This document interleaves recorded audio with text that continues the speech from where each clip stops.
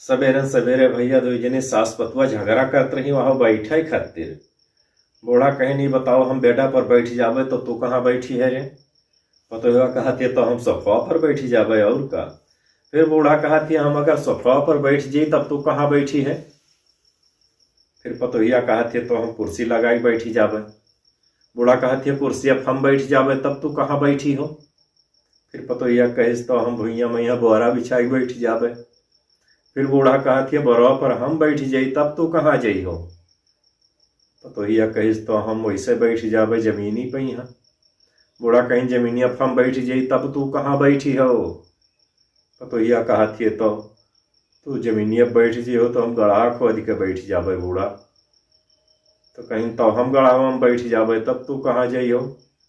पतोहिया कह रहे लाग रे से वो करी हाँ भर गड़ा खोदिस कैसे आओ बूढ़ा जाओ बैठ।